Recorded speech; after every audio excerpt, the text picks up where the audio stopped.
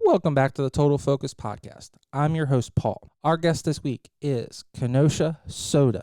She is a former St. Louis Rams cheerleader.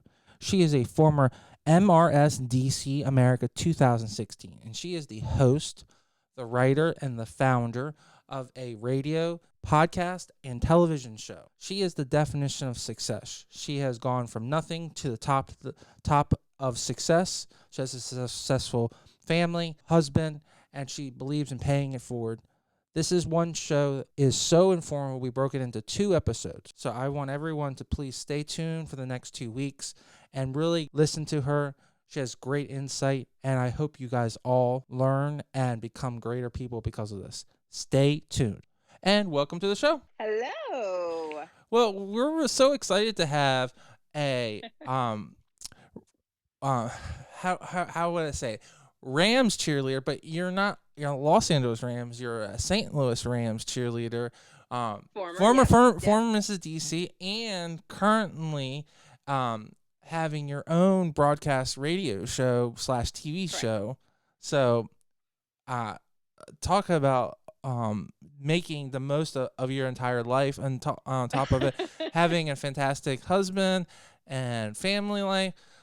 You're the absolute mark and example to make the most in life, is also as well as you can definitely achieve anything with really hard work. So Absolutely. Absolutely. Absolutely. I think hard work and determination, focus, but I think more so than anything is I think you have to have I think you have to have a vision for what you want out of life. It doesn't mean that it's always going to come to fruition in the way that you expect it to or the way you want it to. But I think if you always have a certain standard for yourself, then therefore you will create a vision and that vision will create a path. And then, as long as you work hard and you have the wherewithal and the courage, because I think courage is underrated sometimes because things are not always easy and sometimes you just have to throw yourself out there and I people say jump out of your box, but I think I have had to like sometimes leap out of my box, kind of almost like skyfall out of my box, mm, to get to where you need to get to and, really just have the confidence and the faith and that that things will work out. And if they don't, that's okay too. comparison to the Baltimore environment, DC environment, is St. Louis also a very hard community to live in, to grow up in? Like, is there not as many opportunities, or is it a thriving community where there are opportunities, but you have to seek them out? I think more of the latter. I will say being born and raised in St. Louis definitely has its advantages and disadvantages. Of course, it will always be home to me. I had the opportunity this past weekend to visit and go back home and celebrate my grandmother's 90th birthday with about Oh, 100 family members from St. Louis, from Texas, from literally all over the United States. And I do think that if you ever live in St. Louis or people who are from there, they usually kind of the moniker that it has is that St. Louis is a little town or a big city in a little town, basically. So there's a lot there. There's a lot that can be done. There's a lot of education opportunities. There's a lot of arts opportunities, which a lot of people don't realize. I think, though, that yes, the disadvantage is that it is a small space. You heard of the movie 6 Degrees of Separation. In St. Louis, it's like 4 degrees of separation. Everybody does know everybody. It is a cheer song, but it's kind of more about what you do with it. I was very fortunate to have wonderful parents who have always had education as the top tier, as well as, also really going after the things that make your heart happy. I think I was very blessed to have, you know, both parents that saw things the same, but then one parent who was definitely more nurturing towards, live your best life, do what makes you happy, gives you joy, never let any body take your joy. And then I had one parent who was like, yes, do that, but make sure you always do it with intent, purpose, and with with an understanding that you're going to have to put in the work. And if somebody says no or closes a door, that's okay. Walk the other direction and find a new one. So I think that having that in an environment that unfortunately isn't as diverse as the Baltimore, DC, Virginia, DMV area, I think, helped a lot and helped me kind of see past what might be things that would have hindered me growing up in St. Louis and, just made the best of it. Not to mention, I just have like the most amazing, extremely large family. We are a very, very, very large extended family in St. Louis. I grew up with cousins like as if they were my siblings and aunts and uncles that were basically, additional parents. And I was very fortunate to have the majority of my grandparents for most of my childhood, pre adolescence, adolescence, even young adulthood. I still have two grandparents living, my maternal grandmother, who I just said just turned 90, and my paternal grandfather, who is 96. So, very, very blessed to be surrounded by people who made sure that we, even if, didn't have at different times in our lives, every single thing that we wanted, we always had everything that we needed. And, we're always there. So, yeah, I do think that in many ways, St. Louis and Baltimore are actually sister cities. I didn't know if you knew that. And there are some similarities, especially in the inner city. I never grew up in the inner city. I grew up in the suburbs of St. Louis. My parents, however, did grow up in the inner city and, moved away during their young adulthood and into like their family life. But, there's definitely some things that couldn't be improved there. There are a lot of work that needs to be done while I was there. I did do all of my schooling there. I attended the University of Missouri St. Louis for my undergrad and Washington University for my graduate work. And I was fortunate enough to also work alongside, at the time, Mayor Francis Slay. I was a part of his um, project as far as for basically helping to reorganize, recertify some of the city schools that had lost their accreditation in some of the city public schools, and he brought in a team of people who could help with that, not just educators, but also people that were in industries of science and math, which is my background. I have a Bachelor of Science in biology as well as business, and then a Master of Applied Science in biomedical engineering. And so I did a lot of work in the area with helping to like redesign the curriculums as well as working with a fiduciary agent of Missouri called Arches, which stands for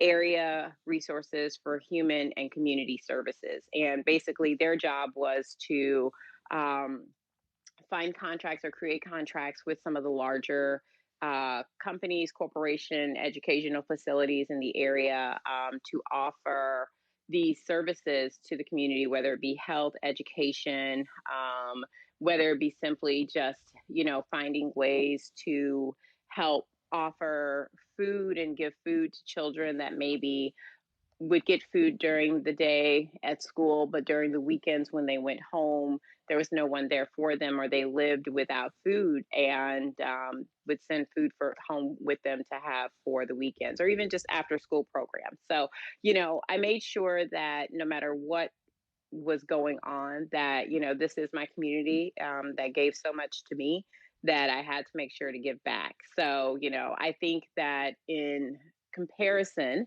there's a lot there, and there's a lot to be said for what what certain people are trying to do in both areas. I applaud the work that's being done by Mayor Bowser in DC, especially with making sure that it's really all about helping the people that create the city. Because if you don't have those people and those people aren't thriving, then your city's not going to thrive. And I think the same thing in Baltimore as well. Well, yeah, absolutely, of course. There's so many things that you brought up. One, yes, of course, there's really a lot of comparisons, a lot of things that are in common with St. Louis and Baltimore in general. Yes. We stole their baseball team. We both have football teams that were stolen from us. Well, Uh, they kind of went back and forth. So Back and let's forth. see, You're we right. have, but I think, yeah, but most of them were all taken away. Yeah. I Yep. will say St. Louis, my mom was a former Cardinals cheerleader. When the Cardinals Congratulations. existed in St. Awesome. Louis. Hence where, I've been a dancer probably. I started dancing when I was 3. And she was a dancer as well as her regular job. But, she So had is a that passion for dance. So is that where the dance portion of your life really comes from? Is that was Absolutely. okay? So Absolutely, absolutely. so So I my guess mother was an instructor for a long time before she kind of stopped instructing, more so because of professional work reasons and having a family and children and that whole thing. yeah. So I guess my underlining question about St. Louis. So it's definitely a community where there's opportunities, but you have to seek them Yes, out. They're just not. yeah. But I think, but I because think that's with everywhere. I think that true. honestly, yeah, I think it's with everywhere. I mean, you have, you know, in St. Louis, you have some of the top, you have a couple of some of the top schools in the country as far as universities, Washington University, Hmm. St. Louis University. You have some of the top hospitals and, research labs. You have home to many world headquarters and things of that nature. But yes, I think as with any place, it's not necessarily just going to be given to you. Now, I will say that I think the difference and the advantage is that it is a smaller place with a smaller population of people. So there's probably not as much competition. However, it is what it is. I think these days it's not the same as, hey, if you happen to exist in a city, then you've got, everything at your feet because, hey, people can move and people can come there. And so, it doesn't take much for somebody that's not from that area to come in and maybe take that spot that you were looking at. Well, yeah. I mean, I'm probably willing to take a bet that it was probably more competitive to be a cheerleader for the Rams in St. Louis than it would be to be a cheerleader anywhere else because there was um, more people that wanted to do it and there's less opportunities because there's not as many teams. So there's probably many more people trying out for those auditions. Yeah, I think so. I mean, it's so funny because it's like hearing you say that, it just kind of brought me back to my first year auditioning for Rams as a rookie, and actually my very first year that I auditioned. It's funny. The St. Louis Rams came to St. Louis in 1995 or 1994 technically, and their very first season, I was actually a junior in high school, and I remember that when We're they getting first very came. old. I Hey, know, right? I'll admit it. I'm a class of 2000, so I'm Oh, that's okay. You're right there with my younger brother. So I'm class of '95, and okay. so I'm willing to call my I own self out. I don't call out a lady, good. but but I call myself out all the time. That's okay. I'm 42 and proud of it because I feel very blessed to be where I am when I am, and hopefully as long as I can. So I am very thankful for every day and every breath in my body. But I think back to that time, and I remember not really having a whole like being I don't want to say not being super excited about it, but not really initially thinking that it was something for me. Main reason, I am a classically trained dancer. I started dancing point at 11 and a half, 12. And all the others, can ballet, point, jazz, tap, you name it, I do it.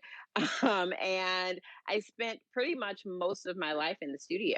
When I got to high school, I was fortunate enough to be a part of a high school team that was noted nationally. We did the whole ESPN thing. We were national champions, dance team champions at, on ESPN for numerous years and things of that nature. And so, I had a lot of those opportunities to do those kinds of things and performances. So that part of things was very familiar for me. So However, were you world champions with NCAA or national champions UDA. UDA? Okay, so UDA. So you yep. shouldn't, but you shouldn't gloss over that. That's a like Yeah, numerous years. So I attended Pattonville High School in St. Louis, and with begging my parents, I was actually supposed to attend Rosati Kane, which is a all girls Catholic high school, because I grew up Catholic. I attended the Cathedral in St. Louis, and that usually is like one of the schools that you go to for high school if you choose to go to, like, say, like an all girls school versus, say, mixed gender school. However, at the time, my family had moved closer to Pattonville, and I had a couple of family members who had already attended there. Not to mention, of course, just I knew they had an award-winning dance team, and it probably sounds kind of funny, but I literally made a deal with my parents that I was like, if you let me audition as a freshman for this dance team, and if I make it, you have to let me go to this school, which I initially they were not really keen on me attending a public high school, but but especially such a that large one. but that no, right, that discussion happens on the guy's side too if they want to play Yeah, football or baseball. yeah, So yeah, absolutely, I absolutely. It's the same, and that's why I said I think it's a very kind of similar thing. And I really had to like convince them. I even went into the whole like, hey, if I make it and I go, look how much tuition you're gonna save. I mean, I had the whole like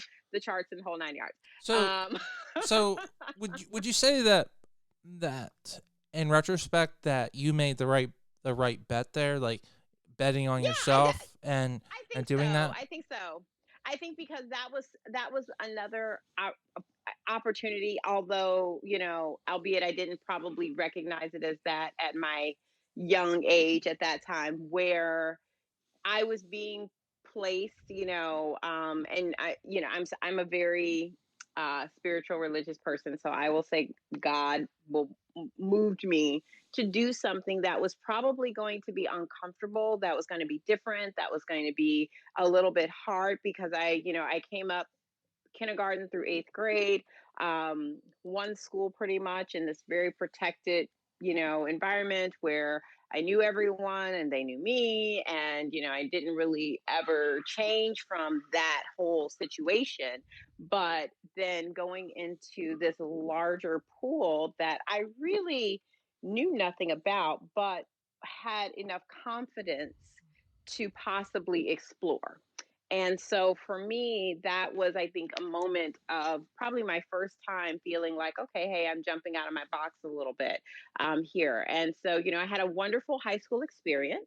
It was kind of funny. I did go, like, as I said, I went to school. I had some family members there. I was the youngest of all of my family members. There were 9 other family members that I had that happened to go to the same school, and they were all boys. I was the only girl and the youngest. And so I pretty much had no dates until I was like a senior.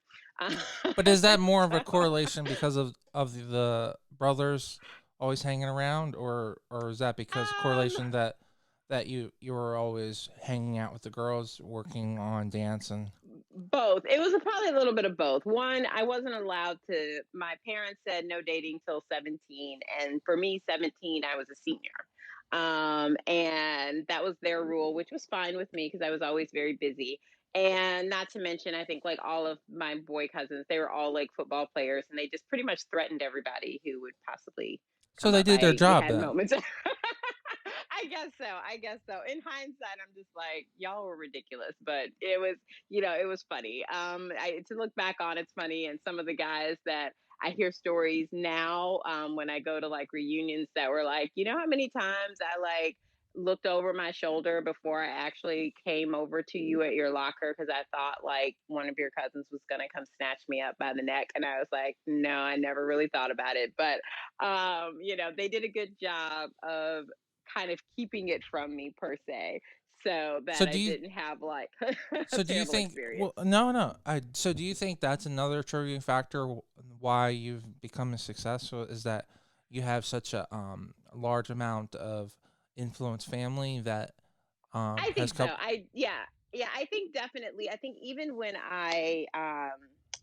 going back to you, asking about the Rams, I think even when I, first thought about auditioning for Rams and thinking about it in a sense of if this would be something that would be appropriate for me, because honestly I'm looking at these gorgeous girls, and of course the first year you had everybody was from St. Louis. The St. Louis Rams, which were formerly the LA Rams and are now the LA Rams again.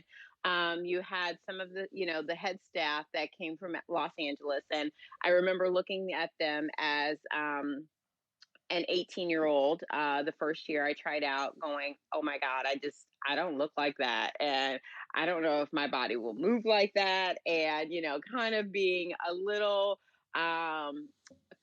shy about doing it. And actually my very first year I auditioned, because a little backstory on them: when they first arrived in St. Louis, the auditioning age was 21 and up, and that was a huge factor because one of the main sponsors was Budweiser, which is based out of St. Louis, Missouri, and headquartered there.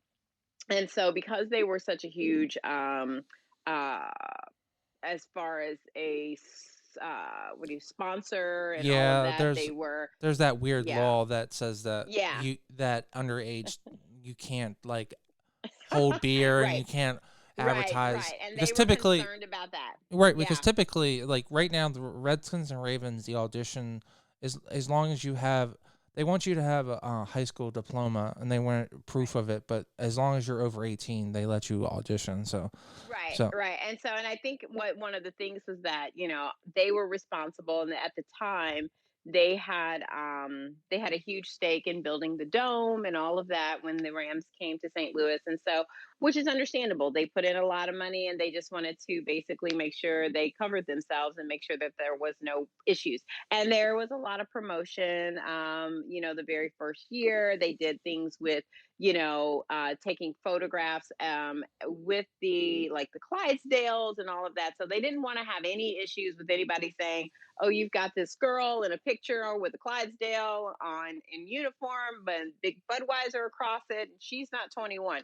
So, but after the first 2 years, which was their second year is the year I auditioned, they decided to drop the age to 18 and just kind of basically they would obviously just manage who did what types of promotions, and if it was a promotion that required somebody to be of a certain age, then obviously those are the people that they would choose.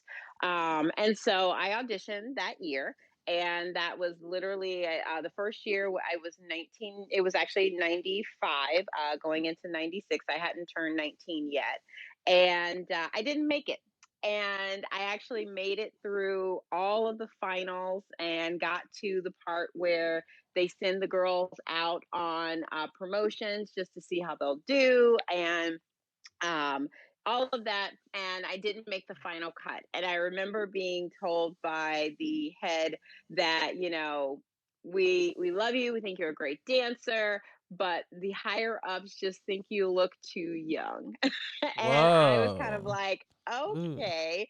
And, it wasn't that bad of a thing because I thought to myself, well, I can't do anything about that. I right can't really, I can't make myself look any older but necessarily but that's such than a what I look like. But that's such a for to say that to a girl is such a negative because we're only gonna get older. So what are you gonna say Well, when you're on the well, other side? and I get it. Yeah. You're just too old too. I mean, Well, my and I body will looks say, phenomenal. I'm in the best shape. well, Like and like I said, well, and I will say, I was. It's funny that again, I'm talking about this because I was back home. I was having this conversation with a cousin of mine, we were just kind of reminiscing, and I was like, yeah, I said, but when I look back at, like, say if I look at a calendar or a photo of like that team the year that I didn't make it, and I looked at a photo of myself, I was like, yeah, I would probably look like the 12-year-old girl in a photo with these like grown women. And so I was like, that's fine. But one of the things that they did say, they said, we really, really, really want you to come back. So, please come back next year. And I actually was asked to come in for a meeting to be told I didn't make it, which most of them everybody was just told over the phone.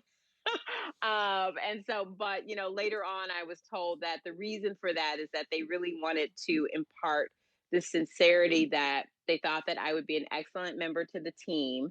Of course, you have more people at the wheel than just the people that are in charge of the team. And that was probably my first introduction to the entertainment world, in a sense. And as AKA a politics. young adult, right, exactly, as a young adult. And I said, okay, that's fine.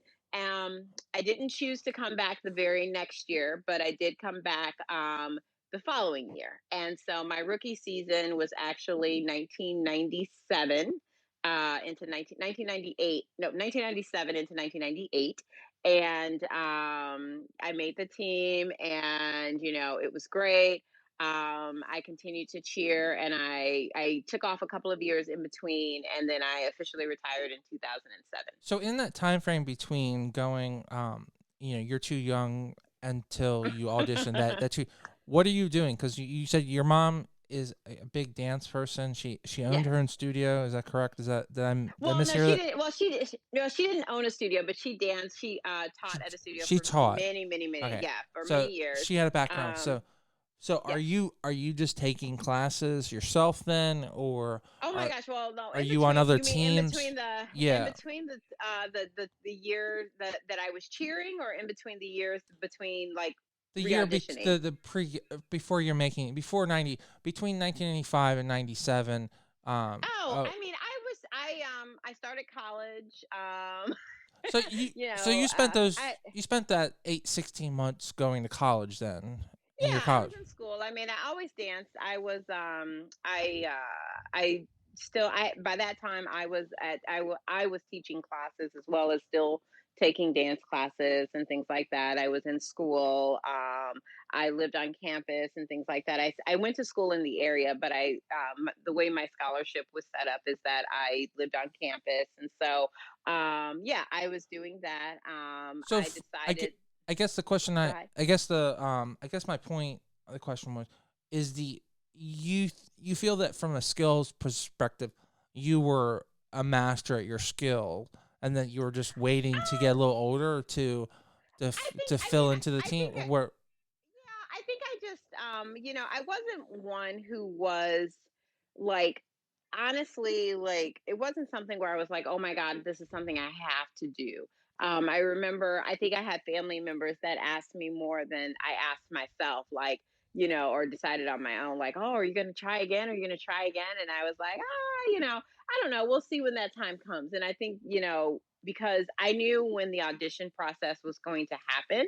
I remember when it came around the very next year, and I remember my mom asking me, "Are you going to try out this year?" And I was like, "Ah." And at the time, I think I decided not to try out the very next year because, really, to be quite honest, I was really just heavily engrossed in my studies at the time.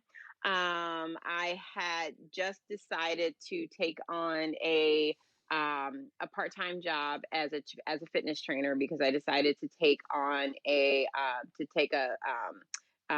ACSM certification. And, I wanted to do something. I happened to have like a couple of free days in my schedule as far as school goes where I didn't have classes.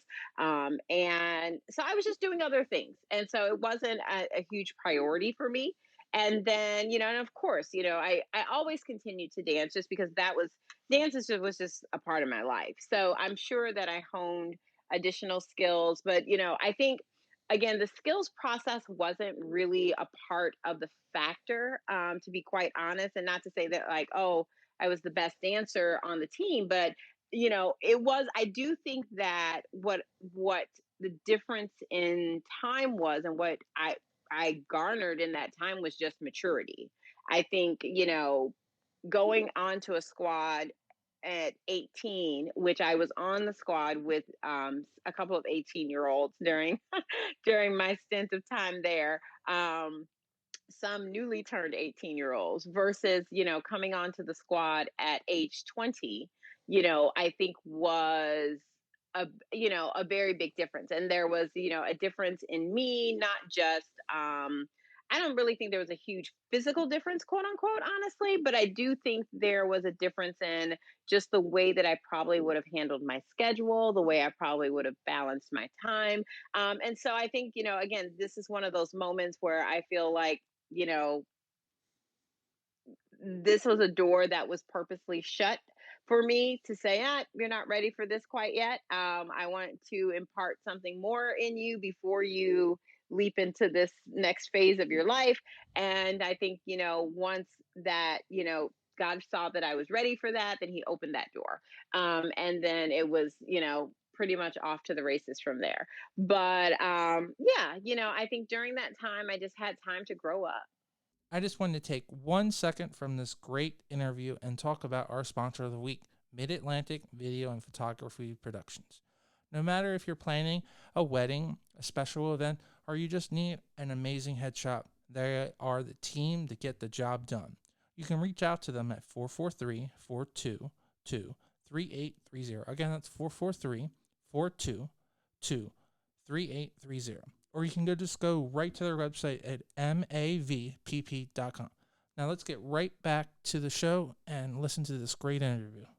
You've spent 3 or 4 years being a Rams cheerleader. Is that how many years did you? In total, I cheered for 7. 7.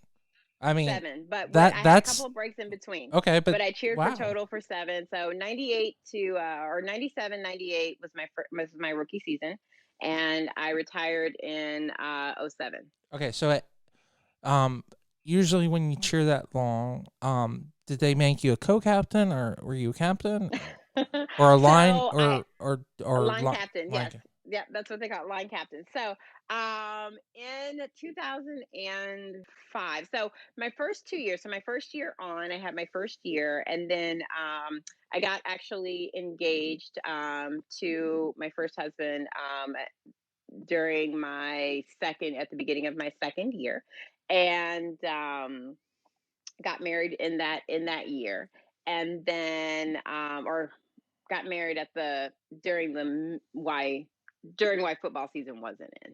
And Mm-hmm. so then did my next year, and then a year in after a year, well, the season was over, and then we found out we were pregnant with my daughter. So I had did 2 seasons, and we'd been married for about a year and a little more, I guess, and then decided obviously not to come back. It was actually right after I found out I was pregnant. I was actually at Super Bowl 33. Oh, that's And cool. yeah, so we're at Super Bowl 33 So and in Miami. so that's a good one. So was that was that an expected Super Bowl for that? That's the Well, is the that the Rams weren't in the Super Bowl, but we I'm get had to go. So the cheerleaders, usually cheerleaders from all over the NFL, are brought in to do like special appearances for events and things like that during Super Bowl. Gotcha. I was getting the Yeah, one confused with is it Pro Bowl. well, which one is the one where they the gentleman that came from semi pro league and then you guys made the Super Bowl that year. I'm trying to what is that? Oh, so our Super Bowl. So Rams went Super Bowl twice. And had one win. So the first Super Bowl was actually 1999, 2000. They won in Okay, yeah. 2000. Right. Yeah. So Super Bowl. I actually missed that Super Bowl. Oh, so okay, so you I missed that missed one. I, That I was gonna, I missed that Super Bowl because I had my daughter. So she was born in September of 1999. And so that was the year that, of course, I took off, and I missed that Super Bowl. But I was actually right back on the field in April of 2000. And Hey, so that was fun. Super Bowls are once in a lifetime. Your child Yes. is a miracle for the rest of your life. So, Oh, absolutely. so And she still is. perhaps that And was I a did better have the gift.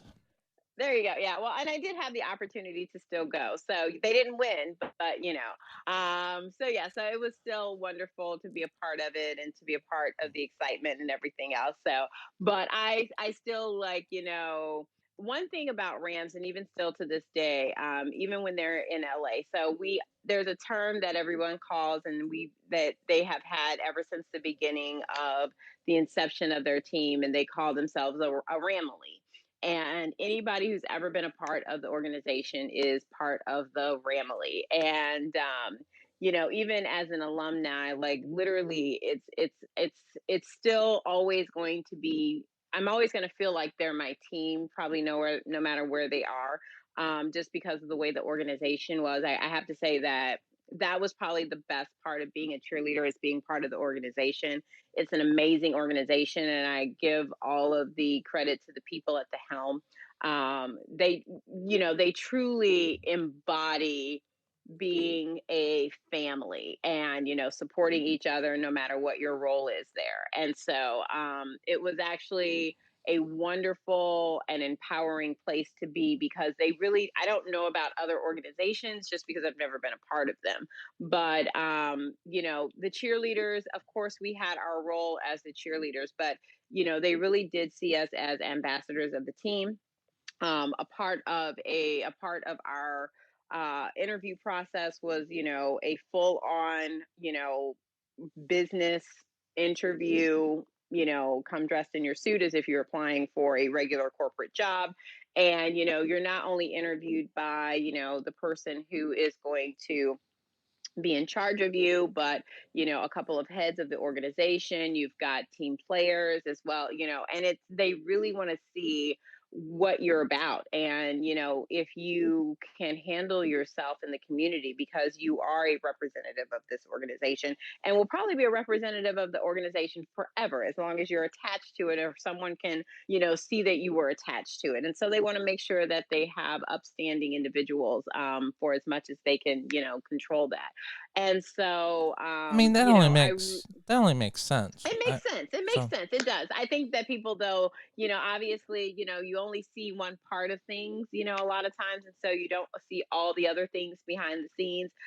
Back in St. Louis, it was called Rams Park, where, corporate offices were, where everything kind of took place, and, rehearsals, practices, you name it. And, Rams Park was always a place where when you walked in the door, I just remember it didn't matter if it was a security guard or the receptionist, and I literally have no idea how they know this, or how they were trained to know this, but every single person, it didn't matter if they were brand new or had been there for years, literally knew every person's name and face from the moment they would walk in the door.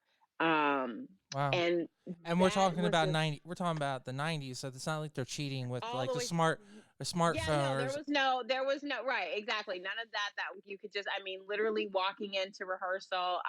When I cheered, I used my middle name, which is Michelle, because one of the things is that, of course, unfortunately, like, this was also something I learned as far as being new into the public array of entertainment. Is that they're like, well, you kind of have a very distinct first name, which can make it very easy to find you. And for safety reasons, and there were a couple of other girls that actually there was a girl from Hawaii who had a very distinguishable name. They're like, we'd rather do something that makes you a little less distinguishable, so that you just don't have, the issues with people trying to look you up and find you. And so, which I was completely fine with that. And so I was Michelle as far as when I cheered. And but yeah, I could walk through the doors, and literally it could be any security guard, any receptionist, anybody in the office. Hey, Michelle, everybody knew who everyone was. And so, it was just, it was always an honor to be a part of the team. And yeah, in 2000, later in the years, I was actually asked if I was interested and being a line captain. It was during like my last couple of years that I was there. And I actually turned it down because I knew that there were certain responsibilities that came alongside with being a line captain. And at the time, I had a pretty demanding job that was in the public eye with the mayor, as well as a daughter. And at the time, I was also later in those years, my first husband and I had separated and divorced, and so I was a single mom that had a pretty high ranking public job, and and I was just like, that just wasn't something that I wanted to take on. If it wasn't for dance, not let's not specifically put it on the Rams. If it wasn't for Yeah. dance and your mom's influence in dance, are you still the same success, or is dance what first motivated you to be as successful as you are? I think that being in dance was something that initiated discipline in my life. And discipline, not in the same sense that you get from your parents, obviously, or anyone that is a guardian, of, do this, do that, or right and wrong, but the discipline of self and being self motivated. I do think that there are people who are naturally self motivated. I'd like to think that I'm kind of one of those people that, it doesn't really take something to motivate me. I think that, I am one of those people that once, and probably if you ask anybody that knows me, kind of once I get something in my mind and once I'm ready to do something, then I'm full speed ahead. 1000% in, and I cut no corners. And so I do think that dance kind of helps shape that because, anyone who's ever, studied dance or has had that be a part of their life, especially from a young age, knows the amount of sacrifice of time, energy, as well as just other things that you make, but you make them willingly.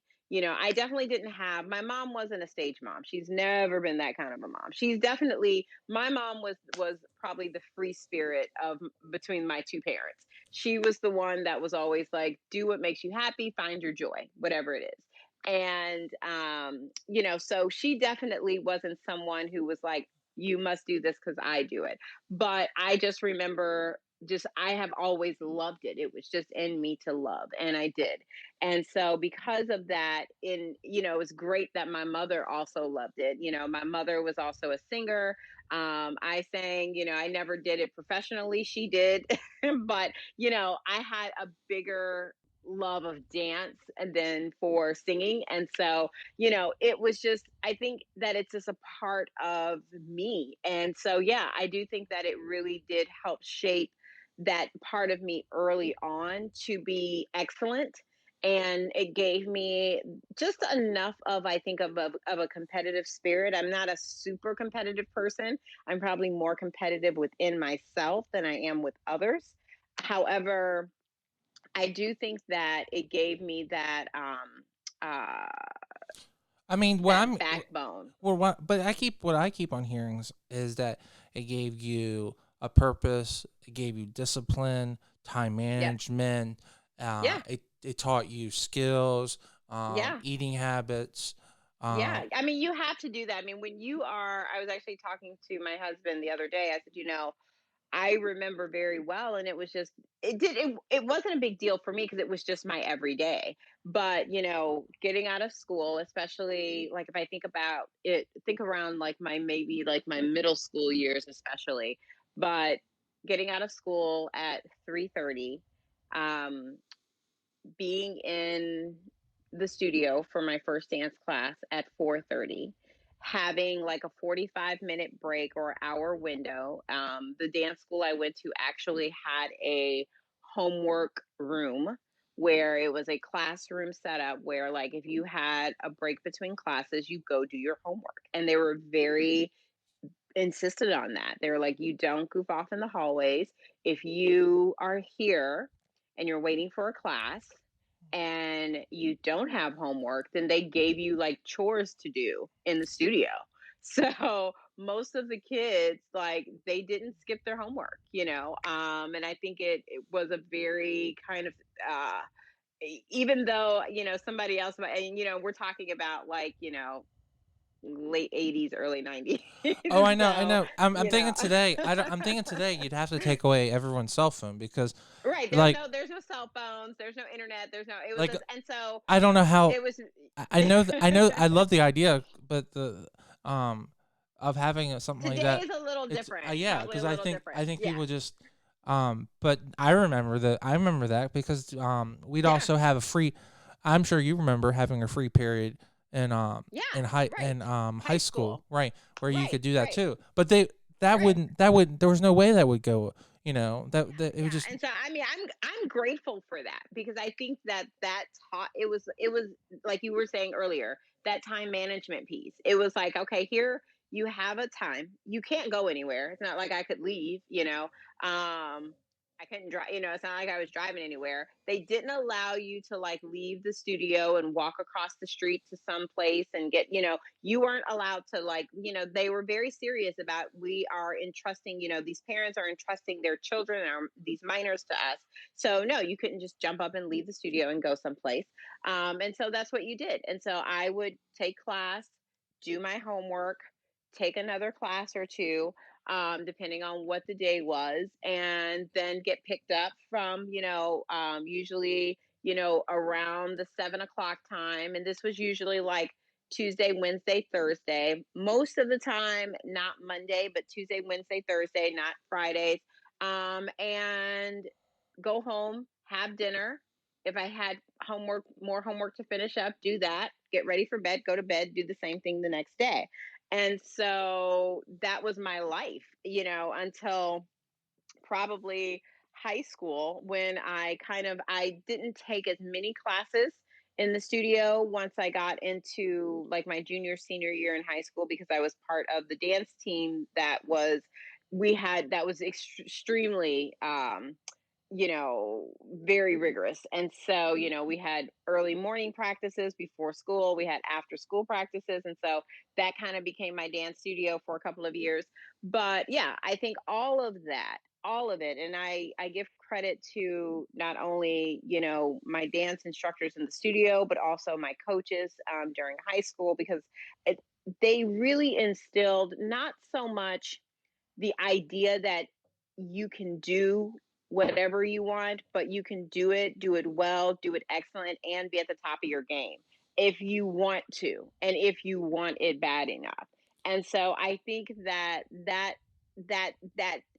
inner spirit of, you know, go get what I want and get it how I want it and do it with excellence and integrity definitely came from there. so are do you feel that in today's environment a young girl this she could take the same skills and the same things and be successful like if she's struggling or like is it basically the same fundamentals or because infrastructure and social stresses and like we're talking about just the cell phone Right, are things a right, little bit right. more difficult on that on the I social. think that yeah, I think the influences are different. Now, I think that they can take the same ideals and properties and characteristics of life and apply them and be successful. Absolutely. Girl, boy, anyone. Yes, are there more distractions of life in life today and different areas where it's a little easier to kind of go wayward, if you will?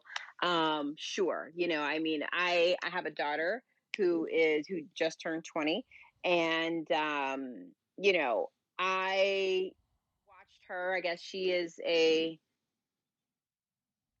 I guess mom. I guess she's considered, I don't know, whatever her generation is.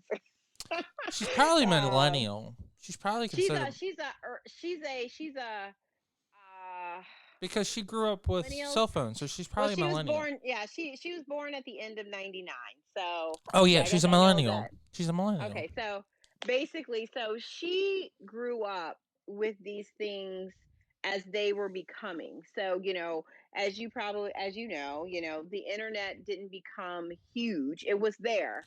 But it 95 is didn't the kind year of that 95, 95 is the exactly. year where everything popped off. AOL, Everything began. AOL, Exactly. Windows 95. That's the Yeah. year All of that that started, everyone's like and had. everything started growing from there. I feel like And everyone's brain just exploded in '95. I'm like, well, oh my and god, you can buy stuff, and oh my, right, you exactly. can see Well, I naked, remember you can see naked photos, and you can buy stuff, and exactly, you can buy exactly, airplane exactly. tickets. Oh my god. What is this? Right. What is this? Yeah, and I think that's the snowball effect of that happened. And things just began to grow at a rapid pace. So yeah, in today's age, I do think that you can, again, as you said, I think you can take those same ideals, those same characteristics, those same things that were instilled in me and be successful. I do think it takes a little more um personal focus and dedication, because I do think that, yeah, there's a lot more to be distracted by. It's a lot easier to take a failure and just leave it as that and not turn it into something else, because I do think that there are more ways for people to just kind of out themselves or give up. And and it's hard, but I do think that I have I brag on her all the time, but I have a very I what I feel is a very extremely successful daughter who has been an example of someone who has grown up in these times. She has been fortunate to probably be provided with probably all of the technologies, if not more, Of that have course. ever kind of been out there. And, I look at her, and she is naturally and has always been a self starter. She's always held herself to a level and a standard that, you know, that was excellence. I've never had to micromanage her for any reason. She's now a sophomore in college, and she's valedictorian of her high school class, and she has a true sense of self. And, Well, these are all things that I, would want her to have, the same as I'm sure my mother wanted me to taking the natural smarts are clearly in your genes, but like no, it's actually it's a compliment to you guys how Thank hard you you. work. Um, but for someone maybe they're challenged. So I basically, to sum it all up, I basically even if you don't do well on the score page when it comes to Yeah. school, Yeah. That, it's yeah. it's Yeah. you don't have to be valedictorian No, no. and but And you can that's the still thing. it's the overall It's a effect of mindset. right. Yeah. It's a mindset, because I mean, it's not, that doesn't mean, if you were to ask her, have you ever done bad at something? Have you ever failed something? If you were to ask me that most people who are, I believe, the most successful people are the people who have failed tons of times. And when I say fail, it means you failed at a lot of different things, because if you fail, you get the opportunity to learn, and you get the opportunity to grow, and you get the opportunity to rebuild and do something different and better. The question and the difference is whether or not you take that opportunity. And I think that is the difference between people who truly are successful in life. And when I say successful, I don't attach a dollar sign to that. Success in life is that you're really living in your purpose, and you're doing the things you want to do. But I do think that, yes, failure, huge thing. You must have you must be willing to fail. Absolutely. I absolutely agree with you, and I think that one of the things that is so important is just trying to find what is the most important thing to you and trying to Yes. excel it. So Yes. you clearly you found that dance is what was going to be the most thing that was going to allow you to It was excel. definitely a part. Yeah, it was definitely a part of it. I mean, now granted, I'm also equally passionate about, like, my, well, I guess you could say, kind of what my trade is, my background, and what I studied. And, I'm, again, fortunate enough to have the opportunity and had the opportunity to go to school and study, what I wanted. I didn't necessarily study. Some people, I mean, granted, I got jobs because of my degrees, but I went to school wanting to study biology and wanting to study engineering. And so I was fortunate to be able to do that because I had a love for it. I have a love for research and especially anatomical and biomedical research, because it's interesting to me. No, no. So So I guess yeah, my philosophy is that motivation and also drive doesn't necessarily yes. come from book smart. It comes from ambition It and comes from within. Yeah, it right, comes from within. right. Yeah, it just has to be So something that you want for yourself. so then the cheerleading, um, the heartbreak and the struggle of making the team and then staying on the team for long is actually a good life lesson because Absolutely, they're instilling absolutely. it really young in life so that you are more successful. So it's Yes. definitely, in my opinion, from everyone that I've interviewed, they seem like they're a much more well-rounded person because they've taken those really hard um, Oh yeah.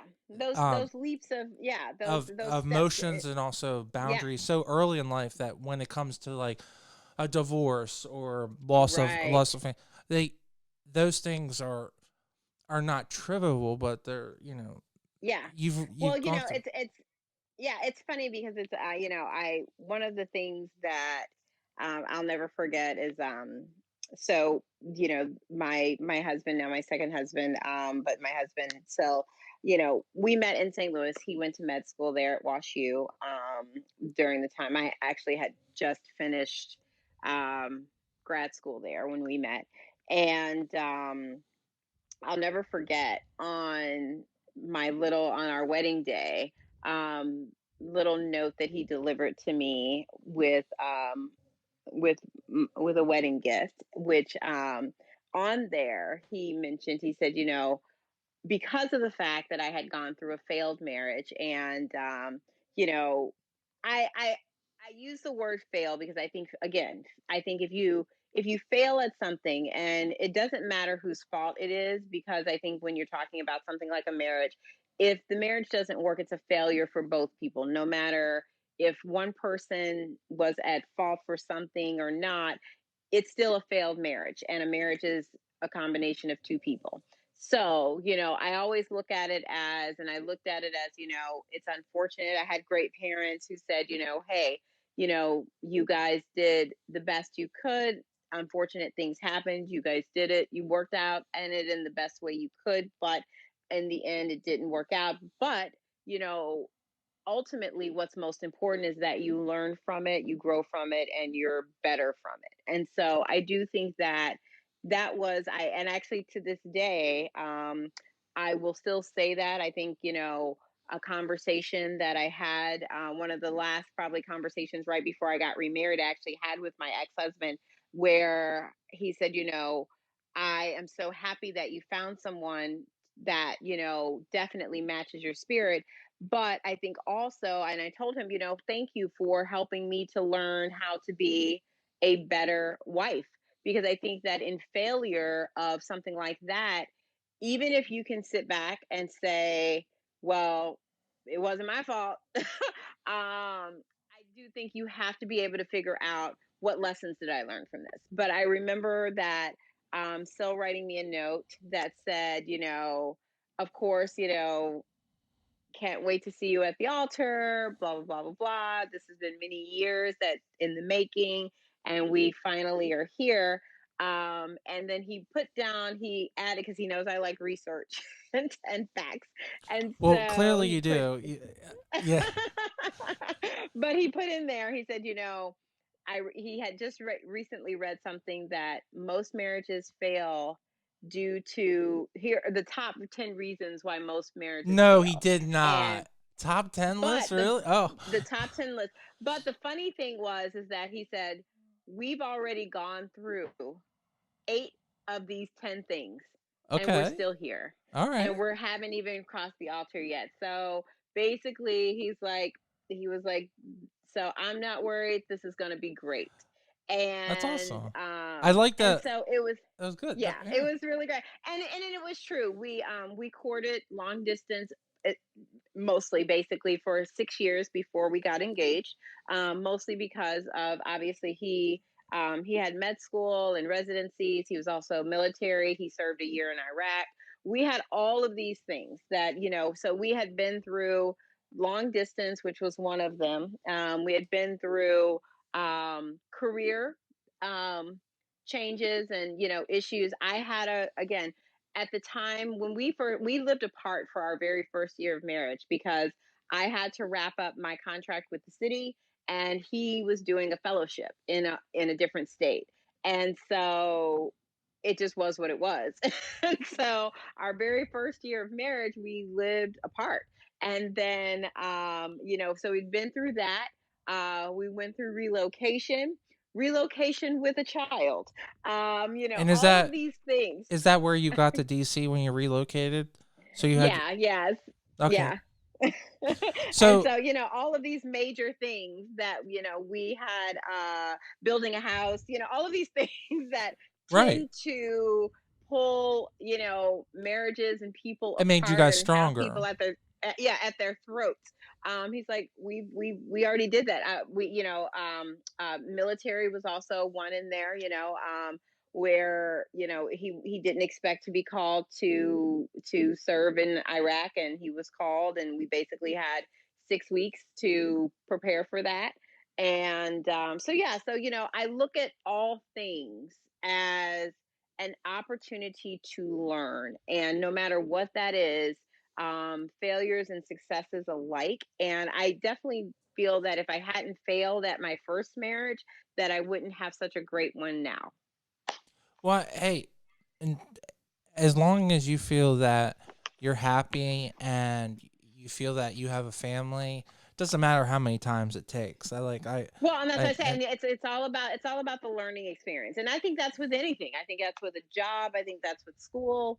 I've talked to young girls before, and when I say young, I'm talking about like in their 20s. I'm sorry to the audience. I consider you young girls. Um, well, they are. They're but babies. They're yeah, babies. I'm double No, your age. Yes. no, seriously, no, no. Think about it. I've now come to the realization that 30 is when you're actually an adult, and you're not an Yeah. adult until you're in your 30s. I mean, Yeah, yeah. Well, it's I think if you are my daughter's age, if I'm looking at you and you're my daughter's age, then now you're definitely like, I feel like I'm okay to say young girl or girl. And I try to not, or young woman, I try to say that more because I don't want to say girl, because you're not a girl, you're a young woman. But I do think that, because there's so much pressure, and I think, at the beginning of the show, you talked about this as far as, you know, today, of being great at everything and not failing and knowing all of the answers right away. I think that that is something that, unfortunately, our society has kind of perpetuated in a non-healthy way, a very unhealthy way. And I think that has become something that, unfortunately, is what I think currently weighs on some of the current young adults now. And it's like they're in the process. I think, when I talk to my daughter, and not that she is this way, but I do think that many of them are like, hey, if I don't make my first million by the time I'm 30, then I failed. And I'm going, okay, what? And so, because there's this ideal that has changed in the sense of what is success and how can I achieve it? And what do I have to give up in order to get it? yeah, but As opposed to, even in our generation, that line kept on moving. I think that it's line more kept on moving. I think, and yeah, but and that's the difference. I think our line kept moving in a sense of, I think we were forced. I know I was. The idea of good and bad. So I think we had the idea that, hey, please understand that some things are going to come with sacrifice. I think right, of that that was course. something we had to understand. But I also think that we weren't given the understanding that there's also a possibility that you don't necessarily have to sacrifice. It's just how you kind of lay your cards. Oh And yeah. so I do think that this generation has a little more of that. I think they have a little less of understanding that, hey, you may have to sacrifice something in order to do something. Oh yeah. I recently had a conversation with my daughter who she's a double major in school. And, we were just kind of along with having, her minor, but we were talking about how colleges, universities, even though they are learning institutions, as we all know, um, you know, understanding that they're still a business. They're not non for profit. And Yeah, understanding they make that, it clear that they're not a not for profit for right, sure. absolutely. And so understanding that they're not really set up for, and as someone who double majored myself, and in at my time frame, my choice to double major also came with the understanding that I would have to tack on an extra 6 months to my graduation.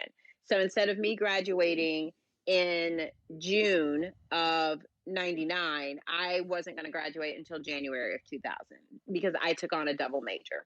And not that that has to happen that way, but I was like, please understand that, these places are not set up for someone, or really anyone, to do multiple majors and be done in 4 years. If you can do it, great. And usually that means that somewhere along the lines, you were able to just go straight through where the majority of people had to stop somewhere.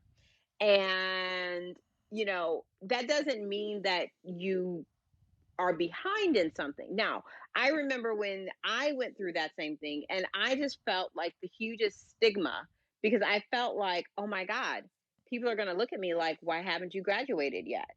People who I went to high school with that graduated in 95 that are now graduating in 99 are going to be like, well, what happened to the salutatorian of the class and why is she still in school? What'd she do wrong?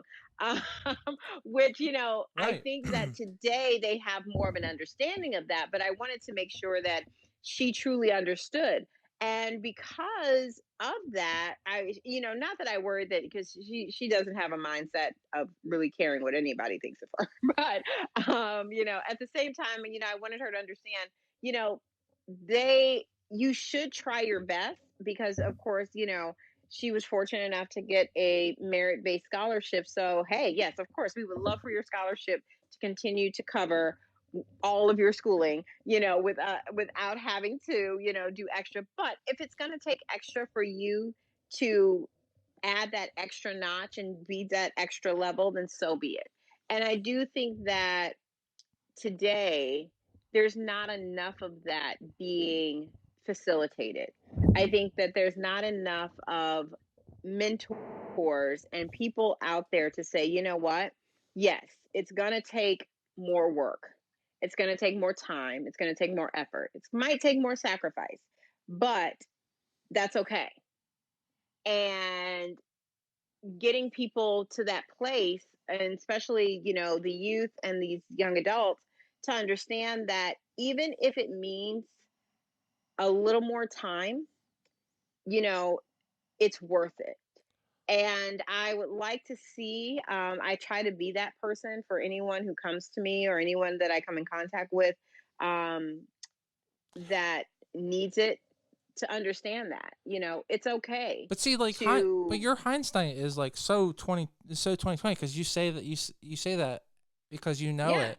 But yeah, on for your daughter, she may be pressured a little bit because it's being thrown in her face. So whoever her eye, well, yeah, and absolutely, we absolutely. didn't have to go through that because when I was And it growing up, wasn't, we didn't have all that. We right. didn't So have all that's the that. one thing that's kind of that's It troubling is is. that you Yeah. have someone whoever your daughter's ideal person that she looks up to, that Right. person kind of throws that welt that in her face. So Well, and so I and think it's just more of like making sure, but I like to, I do feel that fortunately, she's had some amazing influences. I was honored for her to say during her graduation speech of how much of an influence, even in the ways that I would have never thought that I was an influence to her.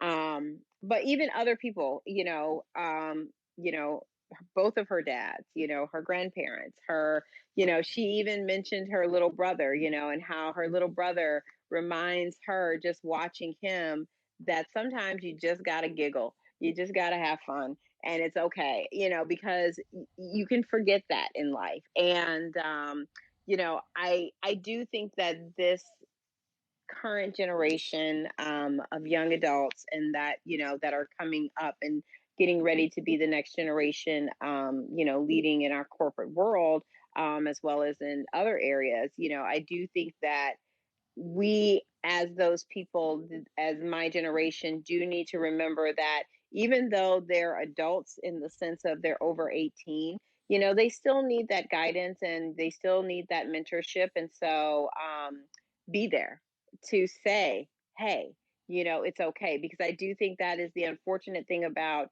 this generation, doesn't take failure very well. and That is true. yeah, I do think that, but also think it's because there's not enough of someone there saying, hey, it's okay. And I do think that if we have more of that, then you'll see a lot less, you know, not to be, saddened, but, suicide and, Hmm. things of that nature, that all come from, that have come from, not so much necessarily always, of course, you have, But that also clinical depression and things of that, but, right. other environmental factors. But that also goes back to the overall theme of the show is that to counteract that is you learn a talent, you learn a skill like dancing or piano or violin or singing, Yeah. and you put yourself in a situation where you can become a part of a team Yeah. and help to like shelter you from the negative influences that are out there right now. So Yeah, I mean, well, you have people around you who care. You create a community, right, and I think that when you are able to create a community, not just the one that you are given by God that you're born into, but the one that sometimes you create, for yourself. One of the things we told our daughter when she was looking around for at colleges and trying to make a choice was, you know, she had some great options academically. All of them would have been fine. However, we wanted her to remember that she's going to be away from home, and she has to enjoy her life as well as do well in school. And so you have to go, choose the place where, number one, you feel the most comfortable. Number two, you feel that you can actually thrive, not just academically, but personally, as well as where you can find your tribe. Because if you are not surrounded by a community, or you don't feel that you're surrounded by a community that would support you, then yes, it is really hard these days, because you kind of almost set yourself up for, failure in the negative way, because it's failure from outside, influences, and there, or the lack thereof. And I've seen a lot of people in my years, whether it be, younger family members or whatever, who had all the tools they needed, but they just did not have the nurture of the environment or the community they needed.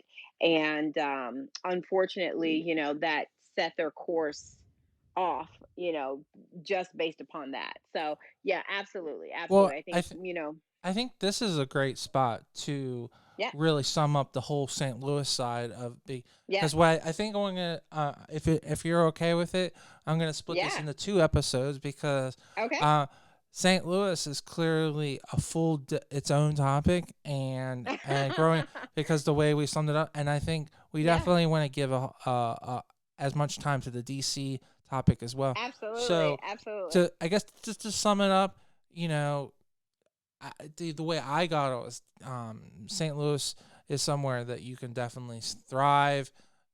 You would encourage dance or being part of a team in some way. And then, I mean, I keep on hearing that you need to continue to learn and Absolutely.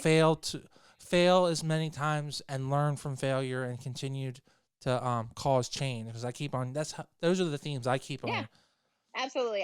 You don't grow without learning, and you don't learn without failing. And so I think without all of those components, success, no matter where you are, is going to be difficult. You have to figure it out, and figuring it out requires not only your own self thought and your own self motivation, but it also requires you being aware of things around you, people around you, and becoming aware, because that's going to happen through maturity and growth and time and age, of what it is that you require to be your best self. And that's going to be different for every person. Kenosha, thank you so much for really deep diving into your early years and giving us some insight on what it really takes to become a cheerleader, and then what it really takes to succeed in life at a young age. I know that we have a lot of young listeners. I was looking at our demographics. We have about 90% of our listeners are unsubscribed. So I would really encourage you guys. I'm going to continue trying my best to get really informative people to talk and really inspire you guys. So please stay tuned. Remember, we do our best to make sure this show drops every Thursday. So please like us on Instagram and on iTunes. Please subscribe and give us a thumbs up or thumbs down. Tell us what we're doing right or wrong. And always stay tuned. And as a reminder, part 2 will be next week. And we'll see you then.